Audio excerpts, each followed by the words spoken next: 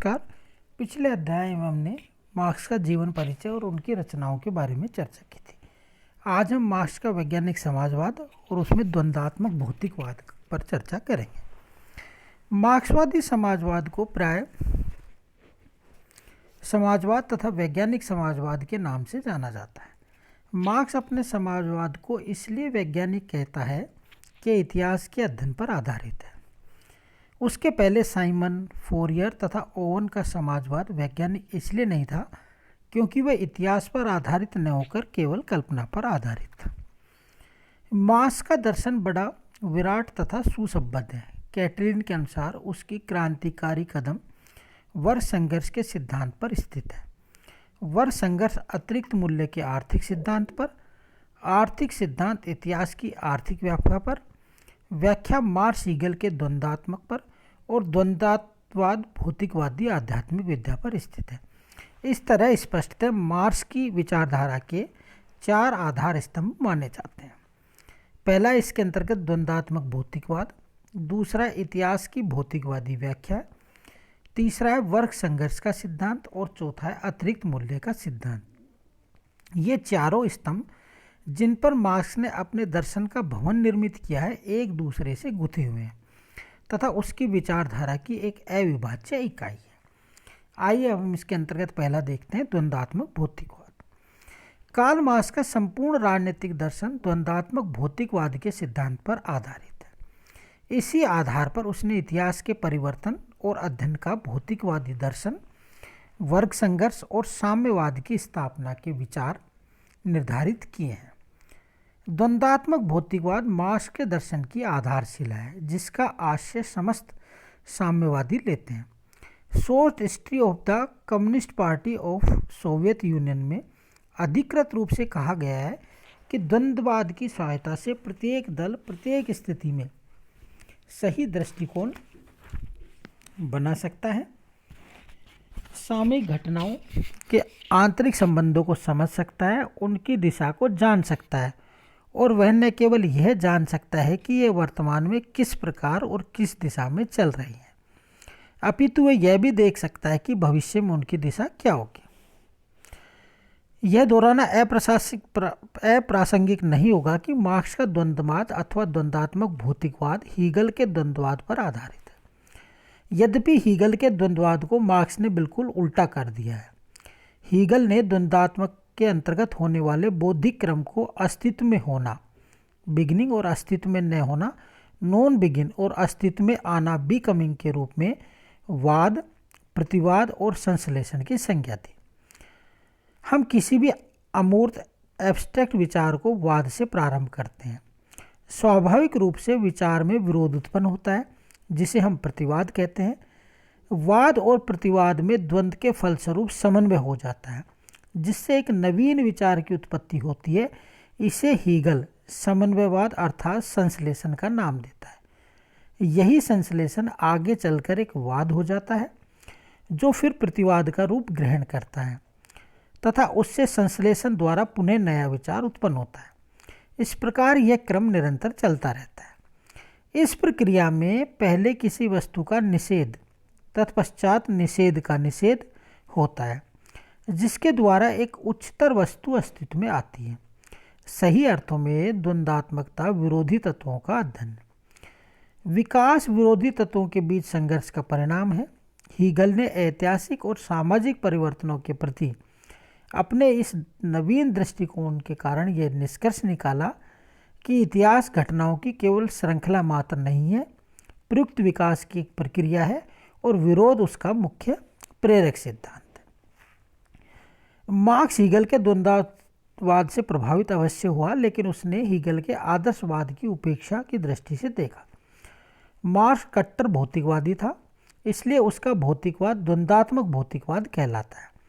जहाँ हीगल ने द्वंद्वात्मक भौतिकवाद का आधार विचार या आइडिया और समस्त जगत एक निरपेक्ष विचार की अभिव्यक्ति है, वहीं मार्क्स के अनुसार विचार नहीं बल्कि भौतिक पदार्थ ही इस जगत का आधार है।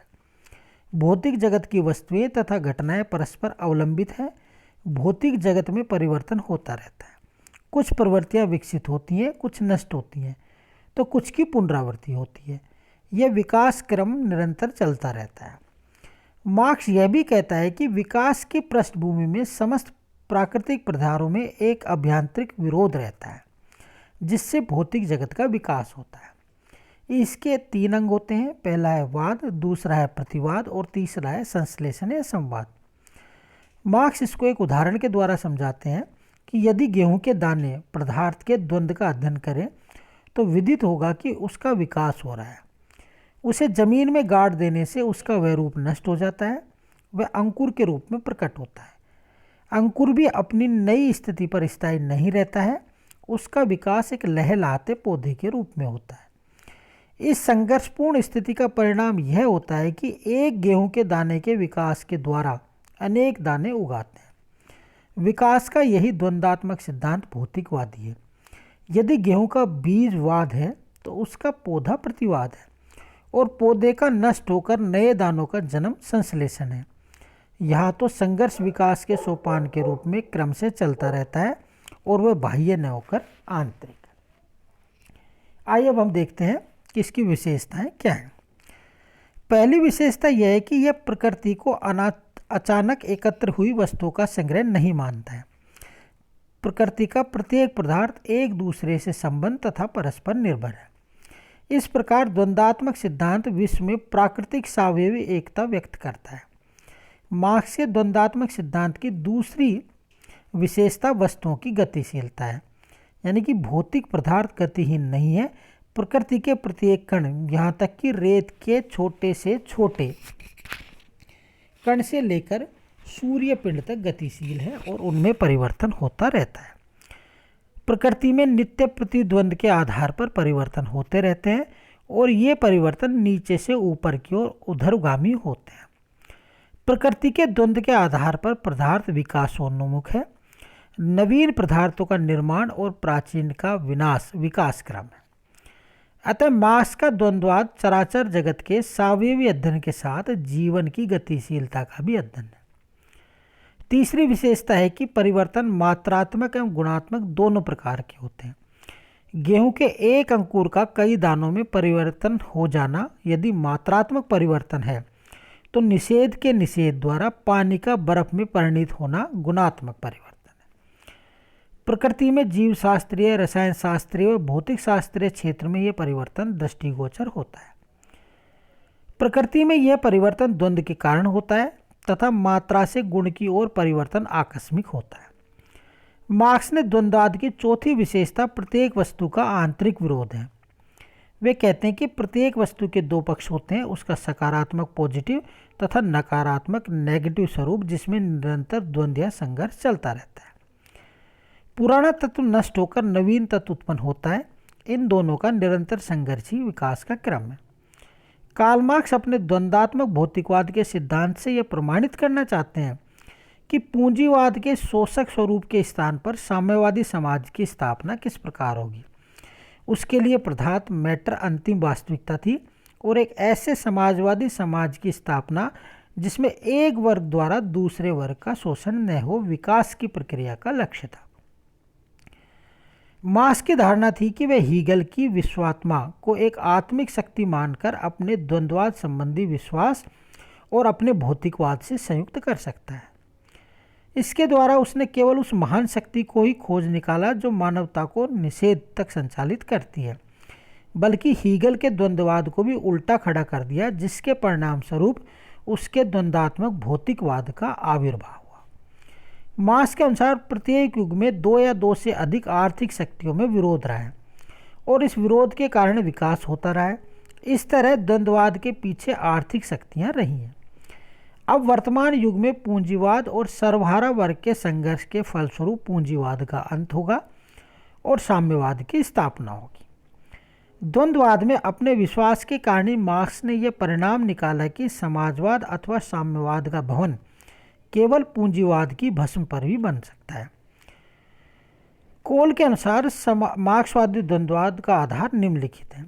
इतिहास की प्रत्येक मंजिल अर्थात युग में उत्पादन शक्तियों से मनुष्य में इस प्रकार के आर्थिक संबंध पैदा होते हैं। मार्क्स कहते हैं कि संपूर्ण मानव इतिहास में इन संबंधों के परिणाम स्वरूप मनुष्य आर्थिक वर्गों में विभक्त रहे हैं। प्राचीन ग्रीस में स्वतंत्र नागरिक एवं दास, रोम में प्लेटेशियन तथा प्लीबियन, मध्य युग में भूमिपति और दास तथा वर्तमान युग में पूंजीपति और मजदूर वर्ग, और इनके बीच संघर्ष से ही मानव इतिहास की प्रगति हुई है। मार्क्स के अनुसार ये वर्गीय विचार और विरोधी विचार थे और एक नए वर्ग संश्लेषण है। इस वर्ग संघर्ष का अंत वर्गहीन समाज में होगा। मार्क्स की धारणा थी कि पूंजीवाद के पतन के बीज इसी प्रकार निहित हैं जिस प्रकार हीगल के अस्तित्व के वाद में उसका प्रतिवाद या अस्तित्वहीन था। द्वंद्ववाद की गतिशीलता के माध्यम से पूंजीवाद के विनाश के इस विचार के पीछे मार्क्स की यही धारणा काम करती है कि उत्पादन प्रणाली से जीवन की सामाजिक व राजनीतिक प्रक्रिया का साधारण स्वरूप निर्धारित होता है। मार्क्स ने अपने द्वंद्ववाद के तीव्र गुणात्मक परिवर्तन द्वारा क्रांति का औचित्य सिद्ध किया। मार्क्स ने बताया कि मंद गति मात्रात्मक परिवर्तन के स्थान पर तीव्र गति से गुणात्मक परिवर्तन द्वंद्ववाद की महत्वपूर्ण उपसिद्धि है। द्वंद्ववाद द्वारा मार्क्स वर्ग संघर्ष को अवश्यंभावी मानता है। द्वंद्ववाद प्रकृति के प्रत्येक पदार्थ को आंतरिक विशेषयुक्त मानता है। आंतरिक विरोधी वर्ग संघर्ष का कारण और उन्नति का मूल मंत्र है। मार्क्स इसी सिद्धांत के आधार पर वर्ग संघर्ष को उचित ठहराते हैं। सार रूप में कह सकते हैं कि मार्क्स के अनुसार द्वंद्वात्मक भौतिकवाद का वाद प्रतिवाद और संश्लेषण आर्थिक वर्ग है, विचार नहीं। जिस लक्ष्य की ओर मार्क्स का द्वंद्वात्मक भौतिकवाद अग्रसर हो रहा है वह ऐसे समाज की स्थापना का लक्ष्य है जिसमें न कोई वर्ग भेद होगा और न कोई शोषण। यह अंतिम संश्लेषण होगा जिसमें प्रतिवाद का जन्म नहीं होगा और वर्गहीन समाज की स्थापना के साथ वर्ग संघर्ष की द्वंद्वात्मक प्रक्रिया रुक जाएगी। द्वंद्वात्मक भौतिकवाद की आलोचना। पहला है वेपर। द्वंद्वात्मक की धारणा अत्यंत गूढ़ व अस्पष्ट है। इसको मार्क्स ने कहीं भी स्पष्ट नहीं किया है। उसने ये सिद्ध करने का प्रयत्न नहीं किया है कि पदार्थ किस प्रकार गतिशील होता है। लेनिन कहते हैं कि हीगल के आदर्शवाद का अध्ययन किए बिना मार्क्स ने द्वंद्वात्मक भौतिकवाद को नहीं समझा जा सकता है।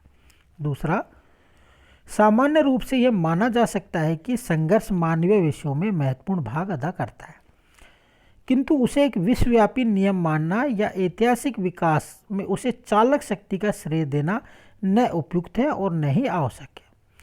केयूर हंट के अनुसार द्वंद्ववाद यद्यपि हमें मानव विकास के इतिहास में मूल्यवान क्रांतियों का दिग्दर्शन कराता है, तथापि मार्क्स का यह दावा स्वीकार नहीं किया जा सकता कि सत्य का अनुसंधान करने के लिए यही एकमात्र पद्धति है। केवल एक पक्का मार्क्सवादी ही गेहूं के दाने के प्रस्फुट होने, उसमें डंठल उगाने और अंत में गेहूं पैदा होने में द्वंद्ववाद की क्रीड़ा के दर्शन कर सकता है तथा प्रस्फुटन को वह दाने का निषेध और दाने की उत्पत्ति को निषेध का निषेध समझ सकता है। लेकिन एक सामान्य व्यक्ति के लिए गेहूं के पौधे के विकास में अथवा ऐसी ही किसी अन्य क्रिया में न तो संघर्ष है और न कोई विरोध, इसलिए कोई द्वंद्व नहीं है। तीसरा है, मार्क्स ने भौतिकवाद को अपनी शक्तियों का आधार माना, किंतु संसार का विकास उत्पादन शक्तियाँ ही है। यह कैसे मान लिया जाए? यह सही है कि आधुनिक युग में विकास की गति भौतिकता की ओर उन्मुख है, लेकिन सर्वकालिक विकास को ध्यान में रखने से विदित होता है कि मनुष्य का उद्देश्य सदैव केवल मात्र भौतिक समृद्धि ही नहीं रहा है। हीगल ने इन शक्तियों को आध्यात्मिक माना था और यह कहा था कि द्वंद्ववाद द्वारा संसार का विकास भौतिकता से आध्यात्मिकता की ओर हो रहा है। मार्क्स ने हीगल के द्वंद्ववाद को अपनाते हुए आध्यात्मिकता के स्थान पर उसको भौतिकता में परिवर्तन कर दिया, किंतु यह स्पष्ट नहीं किया कि आध्यात्मिक शक्तियों स्पिरिचुअल फोर्सेस के स्थान पर उत्पादन शक्तियाँ प्रोडक्टिव फोर्सेस कैसे अधिक सही हैं। केवल यह कह देने मात्र से ही तार्किक संगति नहीं हो जाती कि हीगल गलत था और उसका सिद्धांत सिर के बल खड़ा था। इस संभावना से इनकार नहीं किया जा सकता कि विश्व के भौतिकवादी विकास का रुख एक बार पुनः आदर्शवाद अथवा आध्यात्मवाद की ओर उन्मुख हो सकता है। चौथा है, मार्क्स की मान्यता है कि पदार्थ चेतना युक्त नहीं होता है, अपितु एक आंतरिक आवश्यकता के कारण उसका विकास स्वयं ही होता है। और वह अपने विरोधों को जन्म देता है। किंतु मार्क्स की यह मान्यता ठीक नहीं है। यह नहीं कहा जा सकता कि पदार्थ अपनी चेतना के कारण अपने विरोधी तत्वों को जन्म दे सकता है। वास्तविकता यह है कि पदार्थ में परिवर्तन बाह्य शक्तियों के द्वारा होता है। लास्ट है इसमें, मार्क्स से द्वंद्वात्मक विकास की शक्ति पशुबल है और क्रांति ही विकास का हेतु है। क्रांति यदि कृत्रिम तरीकों से भी लाई जाए तो भी समाज अपनी उच्चावस्था को प्राप्त करेगा। लेनिन कहते हैं कि संघर्ष की शक्तियों को एक बार पहचान लेने के बाद उसे तीव्र करके उस क्रांति को, जिसे आने में हजारों वर्ष लग जाते हैं, कुछ ही वर्षों में लाया जा सकता है। इस तरह समाज की उच्चतर अवस्था के लिए क्रांति की चरम सीमा को आवश्यक मानने का परिणाम शक्ति और हिंसा का अनिवार्य प्रयोग हुआ। किंतु क्रांति अनिवार्य हो ऐसी बात नहीं है। Thank you.